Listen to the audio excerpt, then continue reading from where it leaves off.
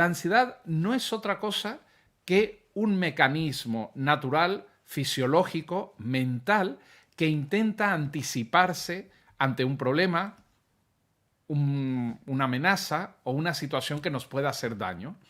Entonces, el cuerpo, cuando nuestra mente detecta esa amenaza, empieza a reaccionar el cuerpo intentando anticiparse a esa situación porque supone que vamos a tener que correr o huir de ese peligro o vamos a tener que pues, luchar contra esa situación.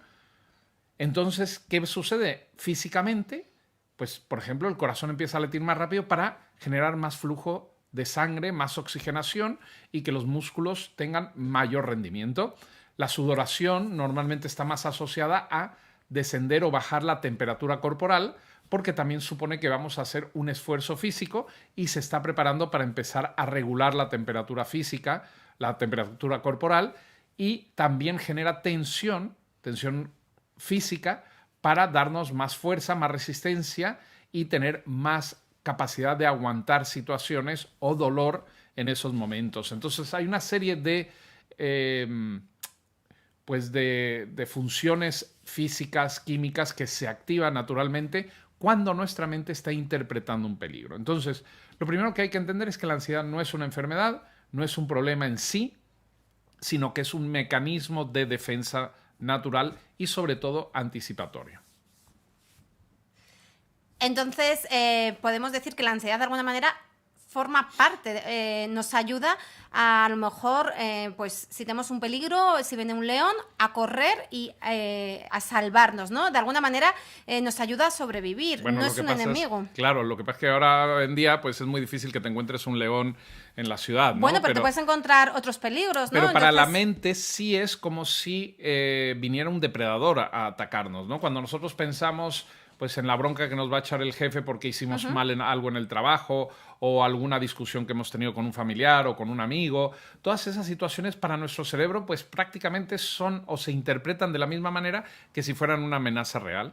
Entonces el cuerpo va a reaccionar como si esa amenaza fuera inminente, nos pusiera en peligro de salud o de vida, y entonces vamos a tratar de hacer algo, pero la mayoría de esos miedos, de esas inseguridades, de esas preocupaciones, realmente solo se están activando en nuestra imaginación. O sea, que de alguna manera, cuando ese peligro no es inminente, cuando a lo mejor tenemos ansiedad por el trabajo o por algo que no es un peligro inminente, pero nuestro cerebro lo está interpretando como si viniera realmente un león, podríamos a lo mejor buscar mecanismos para calmar nuestra mente y decir, está todo bien, no vas a morir, ¿no?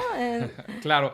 A ver, la principal función del cerebro, y esto es muy importante entenderlo, la principal función de nuestro cerebro es protegernos, es mantenernos Sobrevivir. con vida.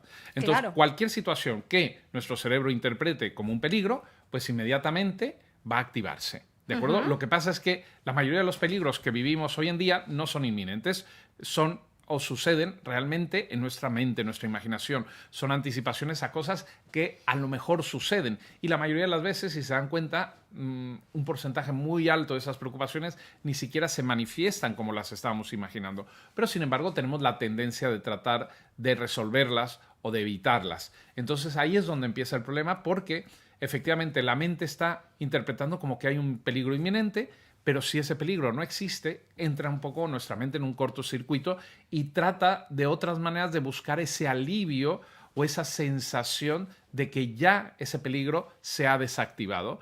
Y ahí es donde empiezan los problemas, porque empezamos a tener lo que se llama la ansiedad generalizada o el trastorno de ansiedad generalizada, cuando muchas cosas que no nos deberían de generar ansiedad o preocupación o miedo se empiezan a activar. Entonces sí hay maneras para darle esa señal al cerebro de que todo está bien. Y yo les voy a decir, en este momento van a aprender la técnica más rápida que yo conozco para desactivar la ansiedad y darle a tu cerebro esa sensación de que todo está bien. Además, la pueden hacer en cualquier situación, en cualquier momento, la pueden hacer con los ojos abiertos, con los ojos cerrados, pueden estar en una reunión, pueden estar caminando en la calle, pueden estar conduciendo, porque no implica un esfuerzo excesivo. Inclusive lo pueden hacer cuando ustedes lo necesiten o simplemente como un ejercicio para conectar con ese alivio que les va a dar esa sensación de bienestar.